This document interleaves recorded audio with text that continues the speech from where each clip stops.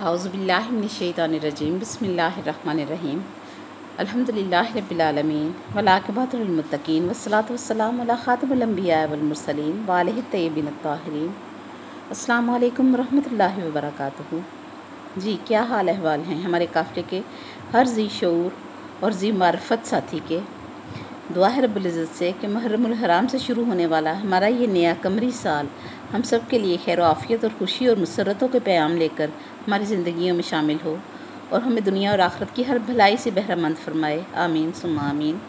قرآن جہاں ہم سب کو نیکی کے کام میں تعاون کا حکم دیتا ہے، وہاں فرماتا ہے وَلَا تَعَاوَنُوا عَلَى الْإِثْمِ وَالْعُدْوَانِ، اللہ اکبر، کہ گناہ اور زیادتی کرنے والوں کا ساتھ مت دو، ان کے ساتھ تعاون مت کرو۔ یہ حکم دے کر اللہ تعالیٰ بھلائیاں جمع کرنے کا آسان طریقہ بتا رہا ہے۔ قرآن پاک نے ان لوگوں سے بھی بات کی ہے جو مسلمان نہیں ہیں، نان مسلم ہیں، اور یہ دو طرح کے ہیں، ایک وہ جو نہ اللہ کو تسلیم کرتے ہیں اور نہ ہی رسول پاک صلی اللہ علیہ وسلم کو مانتے ہیں۔ ان دونوں ہستیوں کا یقین ان کو نہیں ہے، ان کو قرآن نے کافر کہا ہے۔ اور دوسرے وہ ہیں جو اللہ کو تو مانتے ہیں مگر رسول اللہ صلی اللہ علیہ وسلم کو نہیں مانتے۔ قرآن ان کو اہل کتاب کہتا ہے۔ یہ کون لوگ ہیں؟ یہ یہودی ہیں اور یہ عیسائی ہیں۔ ان دونوں کو ہمارے قرآن نے اہل کتاب کہا ہے، اس لیے کہ یہ کہتے ہیں کہ ہم ایک خدا کو مانتے ہیں، ہم بت پرست نہیں ہیں، ہم اللہ پرست ہیں۔ ان میں سے ایک اپنے مذہبی سلسلے کو جناب موسیٰ علیہ السلام سے جوڑتے ہیں اور دوسرا گروہ اپنے مذہبی سلسلے کو جناب عیسیٰ علیہ السلام سے جوڑتا ہے۔ آج اگر یہودی قوم یا عیسائی قوم مسلمانوں پر تعصب کا الزام لگاتی ہے تو دعوت عام ہے ان دونوں گروہوں کو کہ قرآن مجید نے صاف صاف بتا دیا ہے۔ سورہ آل عمران کی 65ویں آیت کا مطالعہ کریں جس کے اندر اسلام نے یہودیوں اور عیسائیوں کو کامن ایجنڈا پر آنے کی دعوت دی ہے، اور ارشاد فرمایا ہے کہ اے یہودیوں اور اے عیسائیوں، جب تم بھی کہتے ہو کہ تمہارا اللہ وہی ہے اور ہم بھی کہتے ہیں کہ ہمارا اللہ وہی ہے اور ایک ہے، تو کیوں نہ ہم سب مل کر اسی اللہ کو مانیں اور خود کو مسلمان کہیں۔ معلوم ہوا یہودیوں اور عیسائیوں کو اسلام نے لڑنے کا چیلنج نہیں دیا ہے، بلکہ قرآن پاک نے ان دونوں گروہوں کو ملنے کے لیے بلایا ہے اور ان دونوں کے سامنے ایسا کامن ایجنڈا رکھا ہے کہ جس بات پر یہودی اور عیسائی اور مسلمان تینوں گروہ متفق ہیں کہ ہمارا اللہ ایک ہے۔ تینوں گروہ یہ بات کرتے ہیں کہ اللہ ایک ہے، تو اسلام یہ کہہ رہا ہے اور قرآن یہ دعوت دے رہا ہے کہ جب ہم تینوں مل کر اس بات کے قائل ہیں کہ اللہ ایک ہے، تو کیا اللہ کی یکتائی کی بنیاد پر ہم مل جل کر نہیں رہ سکتے؟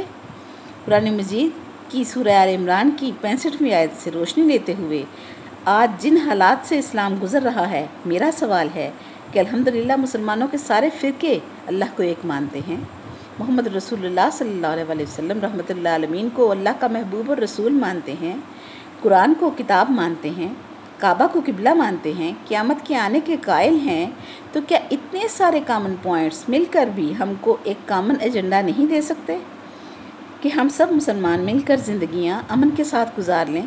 یہاں تو سیاسی پارٹیوں میں برائے اقتدار ایک کامن ایجنڈا پر متفق ہو جاتے ہیں، لوگ اپنے نظریاتی اختلافات کے باوجود بھی مل کر بیٹھ جاتے ہیں کہ حکومت میں حصہ مل جائے، تو کیا اسلام کی حفاظت کے لیے مسلمان ایک کامن ایجنڈا پر عمل کر کے ساتھ نہیں رہ سکتے؟ اسلام نے دعوت دی اور عیسائیوں اور یہودیوں کو آواز دی کہ آؤ، جس اللہ کو تم مانتے ہو اور جس اللہ کو ہم مانتے ہیں اس کی توحید کے نام پر یکجا ہو جائیں، پرچم توحید کے نیچے سارے مذہب ایک ہو جائیں۔ یہ بات قرآن نے اہل کتاب کو کہی ہے، اور کافر جو اللہ ہی کو نہیں مانتے، 360 بتوں کی پوجا کرتے ہیں، کعبے میں بت لا کر انہوں نے رکھ رکھے ہیں، لات و منات و عزیٰ کے پجاری ہیں، ان کے لیے قرآن نے کیا کہا ہے یہ بھی دیکھتے ہیں۔ قرآن مجید کافروں کو مخاطب کر کے فرماتا ہے، پورا سورہ ان کافروں کے لیے بھیجا گیا۔ بسم اللہ الرحمن الرحیم کے بعد رب نے فرمایا، قل، اے میرے محبوب صلی اللہ علیہ وآلہ وسلم فرما دیجئے، یا ایھا الکافرون، اے کافرو، اہل کتاب سے نہیں، مسلمانوں سے نہیں خطاب فرمایا، بلکہ صرف کافروں سے خطاب کرنے کا حکم دیا ہے۔ فرمایا قل یا ایھا الکافرون لا اعبد ما تعبدون، اللہ اکبر، نظریے کی بات صاف صاف کر دی گئی ہے کہ اے کافرو، ہم اس کی عبادت نہیں کرتے جس کی تم عبادت کرتے ہو۔ اپنے اپنے نظریے کی بات ہے، کوئی لڑائی جھگڑا نہیں ہے، کوئی مار پیٹ نہیں ہے، کوئی قتل و غارت اس میں نہیں ہے۔ پھر فرمایا ولا انتم عابدون ما اعبد، اور نہ تم اس کی عبادت کرتے ہو جس کی ہم عبادت کرتے ہیں۔ اللہ اکبر۔ قرآن کے لفظوں پر غور کریں، ولا انا عابد ما عبدتم، اور نہ ہم اس کی عبادت کرتے ہیں جس کی تم عبادت کرتے ہو۔ پھر فرمایا دہرا کر، ولا انتم عابدون ما اعبد، اور نہ ہی تم اس کی عبادت کرتے ہو جس کی ہم کرتے ہیں۔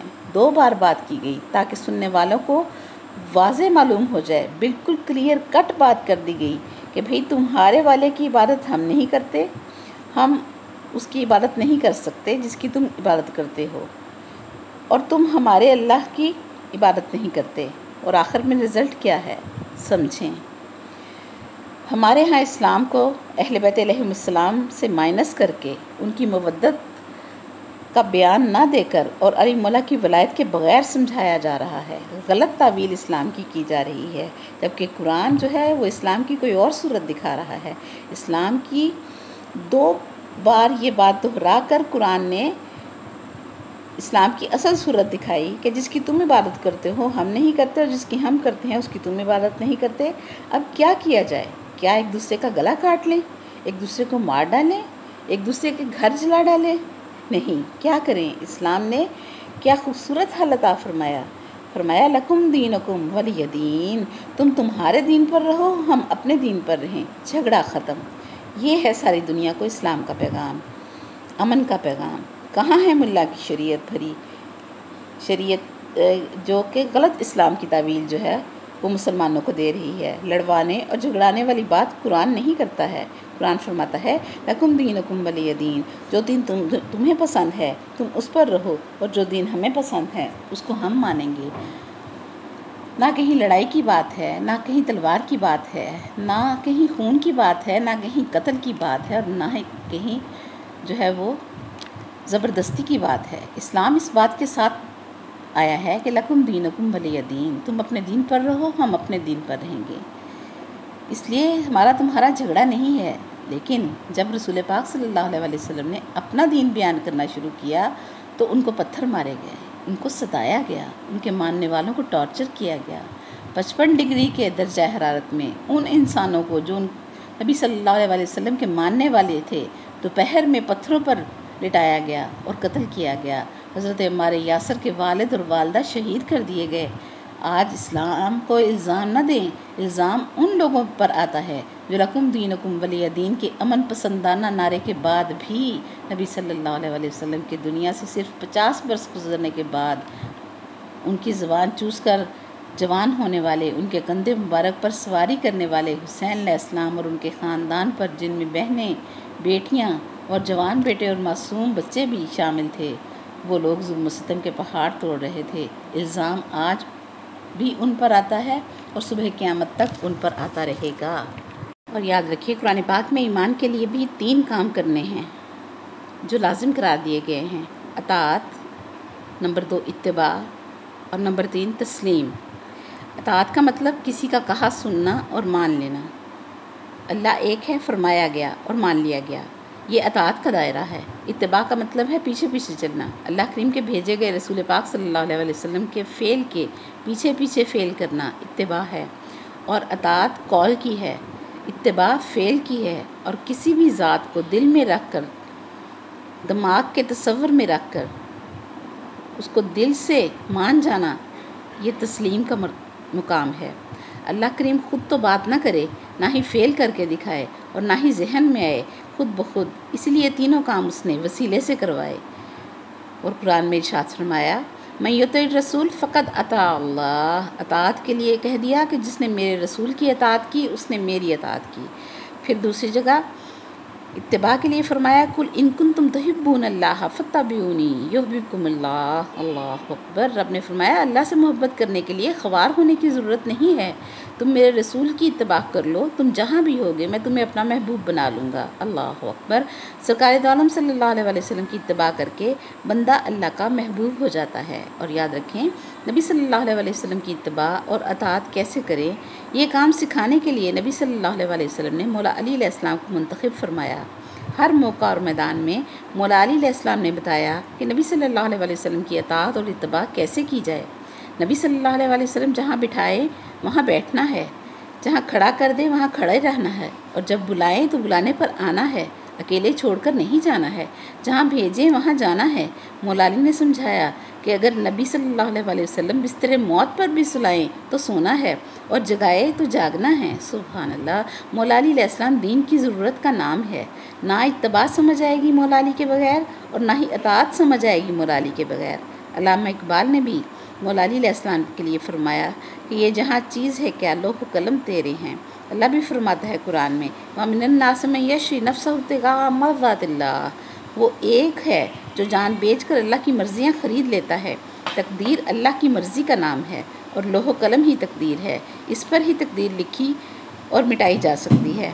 مرد مومن کی نگاہ تقدیر بدل سکتی ہے تو کل ایمان پر یقین کامل ہونا چاہیے۔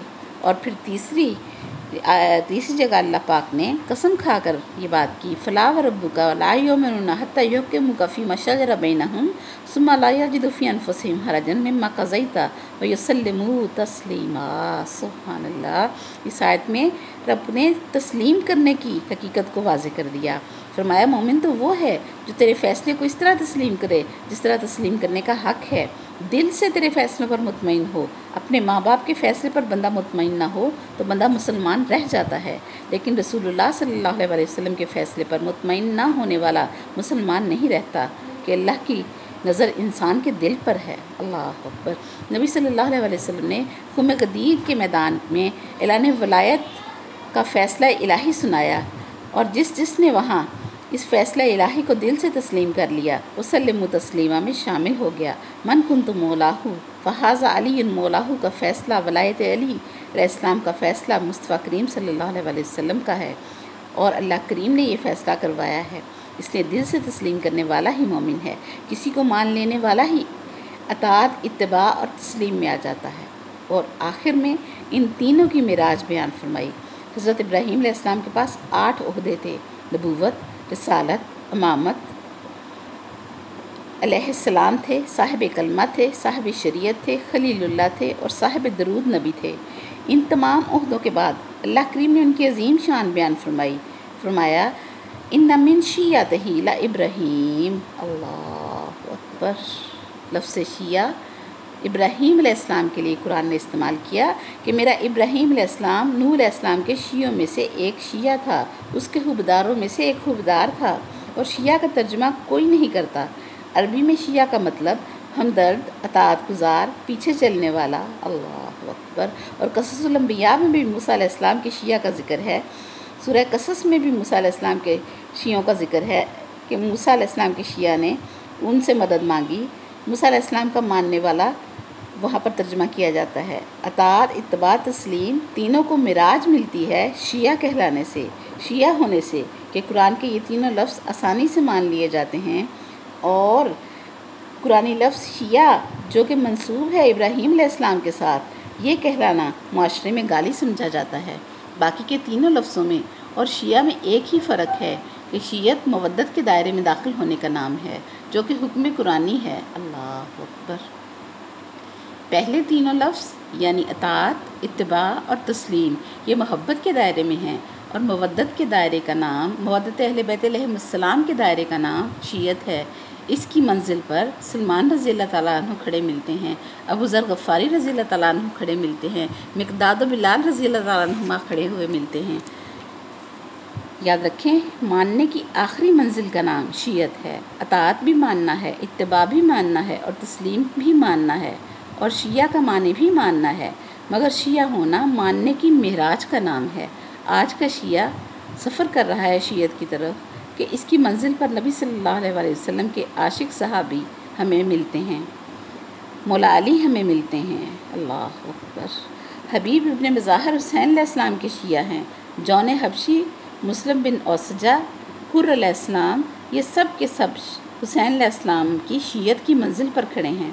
آج کا مسلمان شیعت کے مسافر کی اتنی دشمنی رکھتا ہے کہ اگر منزل پر کھڑے شیعہ مل جائیں تو اس کا کیا حال ہوگا۔ ایک مثال سمجھیں، ایک بندہ ہور پہلے یزید کی فوج میں لعنت اللہ تھا، اور حسین علیہ السلام کو مان کر دل سے تسلیم کر کے علیہ السلام ہو گیا۔ یہ شیعت کا مقام ہے۔ ایک بچہ ساری زندگی والدین کا تابع فرمان ہو، مگر شادی کے معاملے پر آ کر اپنے والدین سے کہے کہ آپ مجھ سے کچھ بھی کروا لیں، یہ ماننے کو نہ کہیں۔ ساری زندگی فرما برداری کرنے والے سے پوچھیں کہ اس بات کو کیوں نہیں مان رہے ہو، اس کا جواب ہوتا ہے کہ یہاں میرا دل نہیں مانتا۔ سمجھانے والے آخر اس کے والدین کو سمجھاتے ہیں کہ بچے کا دل نہیں ہے تو آپ ہی ضد چھوڑ دو۔ اس سے معلوم ہوا کہ اگر انسان کا دل نہ مانے، دل کی خوشی نہ ہو، تو بندہ اطاعت سے پیچھے ہٹ جاتا ہے، اتباع بھی چھوڑ سکتا ہے، تسلیم بھی چھوڑ دیتا ہے کہ دل نہیں مانتا۔ لیکن جہاں سے بندہ پیچھے نہ ہٹ سکے وہ مقام شیعت ہے کہ ابراہیم علیہ السلام کو شیعہ اسی لیے فرمایا گیا ہے کہ 80 سال کی عمر میں دعا مانگ مانگ کر بیٹا لیا اللہ سے، اور وہ 12 سال کا بچہ جوانی کی منزل پر بڑھ رہا تھا، پھر اسے وحی دینے والا کہہ رہا تھا کہ اس کے گلے پر چھری پھیر دو۔ خواب میں دکھایا کہ تم ذبح کر رہے ہو اپنے بیٹے کو، اب بتائیں دل کرتا ہے؟ لیکن ابراہیم علیہ السلام نے فرمایا اے اللہ چھری پھیر دوں گا کہ میں تیری رضا کا طالب ہوں۔ اللہ کریم نے اسی لیے ابراہیم علیہ السلام کا نام شیعہ بتایا۔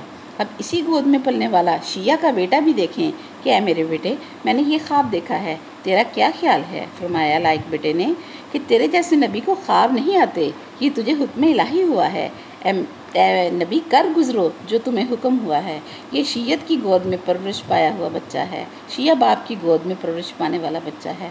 پھر بوڑھے باپ نے جوان بیٹے کو الٹا لٹا لیا اور نظریں ملانے سے ہر طرح سے خود کو بھی بچایا اور بیٹے کو بھی بچایا اور چھری چلا دی، اور رب نے ارشاد فرمایا قد صدقت الرؤیا، اے ابراہیم علیہ السلام تو نے خواب سچا کر دکھایا، انا کذالک نجزی المحسنین ان ھذا لہو البلاء المبین۔ اللہ اکبر۔ اللہ کریم نے فرمایا میں نے یہ آزمائش اس لیے رکھی کہ امامت تجھے عطا کروں اور ہر بندہ امامت کا دعویٰ نہ کر سکے کہ بیٹے کی قربانی کے بغیر امامت نہیں ملتی، اور دمبا ذبح کر کے ان کا بیٹا بچا کر فرمایا وَفَدَيْنَاهُ بِذِبْحٍ عَظِيمٍ، میں نے اس قربانی کو ایک بڑی قربانی کے بدلے میں بدل دیا ہے، اور تیری بھی نیت چھری پھیرنے کی تھی اور تیرے بیٹے کا اخلاص بھی چھری پھروانے کا تھا، میں جانتا ہوں کہ وہ پھروانے پر راضی تھا۔ اللہ اکبر، اللہ اکبر۔ اللہ فرماتا ہے وَتَرَكْنَا عَلَيْهِ فِي الْآخِرِينَ سَلَامٌ عَلَىٰ إِبْرَاہِیم، تیرے ہی خاندان میں بعد میں آنے والوں میں اس قربانی کو میں نے ایک عظیم قربانی میں بدل دیا ہے، تیرے آخر والے آ کر یہ قربانی دیں گے۔ ابراہیم علیہ السلام بڑے ٹوٹے ہوئے دل کے ساتھ چل رہے تھے کہ اللہ کریم نے جبریل علیہ السلام کو بھیجا کہ ابراہیم تیرا تو بیٹا بچ گیا ہے اور تجھے امامت بھی دے دی ہے، تو پریشان کیوں ہے؟ تو حضرت ابراہیم علیہ السلام نے عرض کی اے میرے رب اگر میرا بیٹا ذبح ہو جاتا تو میرے دل کو جو درد ہونا تھا آپ نے مجھے اس درد سے محروم کر دیا ہے۔ اللہ اکبر۔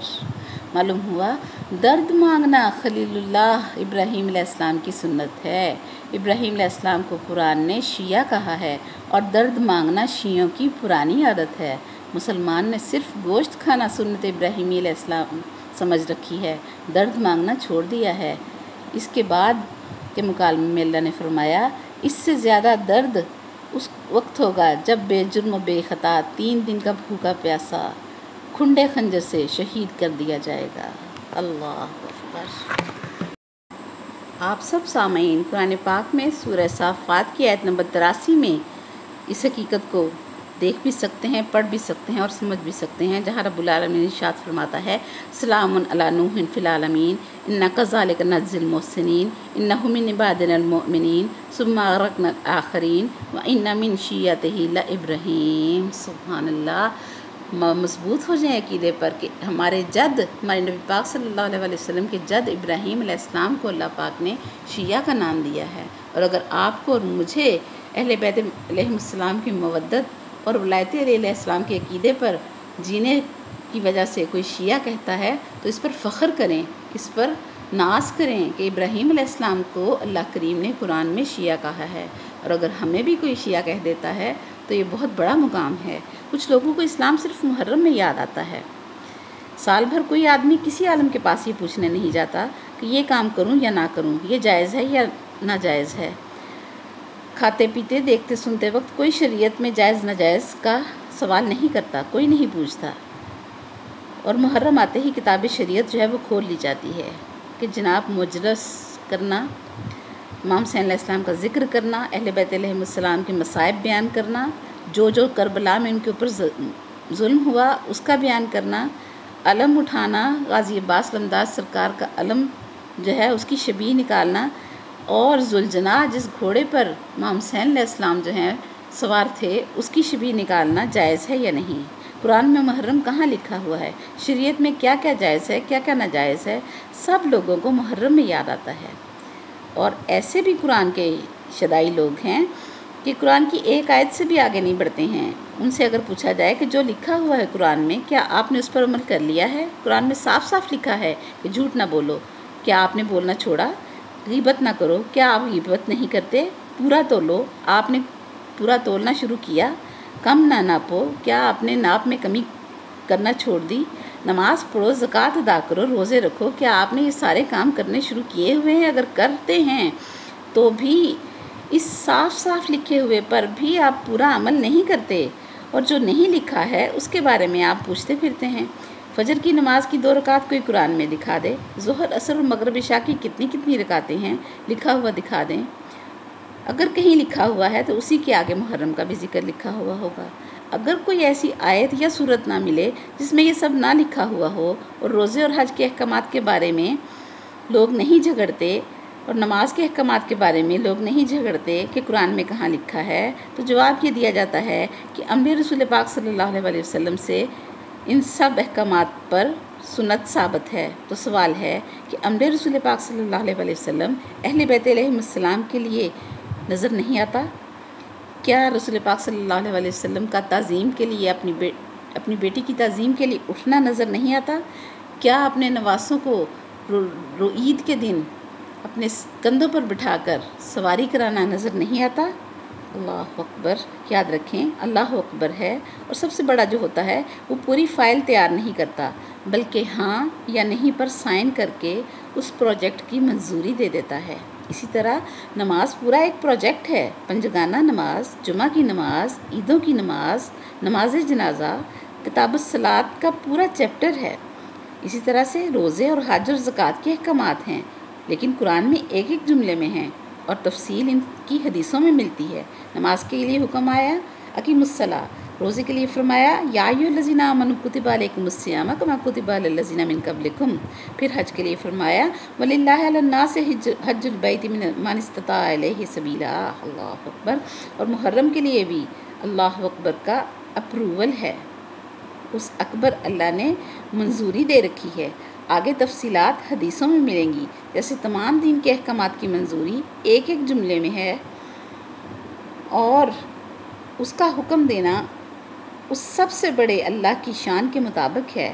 روزہ کون رکھے گا، سال بھر کا بیمار کیا کرے گا، اور رمضان کے شروع ہونے سے پہلے یا دوران رمضان جو بیمار ہوا وہ کیا کرے، مسافر سفر کی تکلیف کیسے برداشت کرے رمضان میں، اسی طرح سے حج میں احرام کیسے باندھنا ہے، کہاں باندھنا ہے، کس پر حج واجب ہے، پہلے عمرہ ہوگا یا حج ہوگا، عورتوں کا احرام کیا ہے، احرام میں کیا کیا عمل حرام ہیں، سب حدیثوں میں ملے گا۔ صرف قرآن میں آرڈر ملتا ہے، اللہ اکبر آرڈر دے دیتا ہے، اپروول دے دیتا ہے، باقی سب کچھ احادیث میں ملتا ہے۔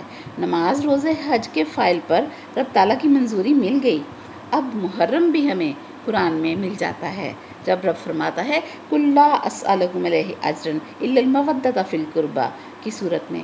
جب رب کریم کا اپروول موجود ہے تو اس کی ساری تفصیل حدیثوں سے ملے گی، کیسے رویا جائے گا، کیسے حسین علیہ السلام پر ہونے والے ظلم پر گریہ کیا جائے گا، کیسے ان کے معصوم علی اصغر علیہ السلام کے گلے میں تیر چبھ ہونے پر جو ہے وہ عزاداری کی جائے گی، کیسے لنگر حسینی تقسیم ہوگا، اور 3 دنوں کی بھوک اور پیاس کو یاد کیا جائے گا، اور فقیروں اور غرباء کو کھانا کھلایا جائے گا، پانی پلایا جائے گا، کیسے دودھ اور پانی کی سبیلیں لگیں گی۔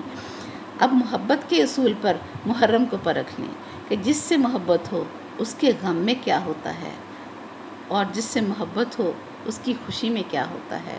اگر تو آپ کو اور مجھے اپنے محسن، اپنے مربی، اپنے آقا و مولا جناب محمد رسول اللہ صلی اللہ علیہ وسلم سے محبت ہے تو ان کے خاندان کے غم میں شریک ہونا بھی ہم پر واجب ہے، کہ جس سے محبت ہو اس کے غم میں شریک ہوا جاتا ہے، اس کا غم بانٹا جاتا ہے، اس کے اوپر ہونے والے مظالم پر رویا جاتا ہے، گریہ زاری کی جاتی ہے، کیونکہ یہ میرے نبی پاک صلی اللہ علیہ وسلم کی سنت ہے۔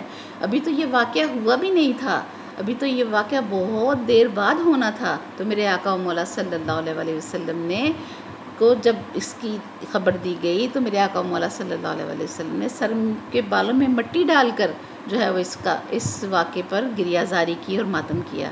رب العزت ہمیں محرم الحرام کی حرمت کو سمجھنے کی توفیق عطا فرمائے اور الٹے پلٹے سوالات سے اور خرافات سے جان چھڑا دے، اور ہمیں مودت اہل بیت علیہ السلام نصیب فرمائے، اور مولا علی علیہ السلام کی ولایت کے عقیدے پر صبح سے شام کرنا نصیب فرمائے۔ آج کے لیے اتنا ہی، وآخر دعوانا ان الحمدللہ رب العالمین۔ سبحانک اللہم و بحمدک ونشہد ان لا الہ الا انت نستغفرک ونتوب الیک۔ السلام علیکم ورحمۃ اللہ وبرکاتہ۔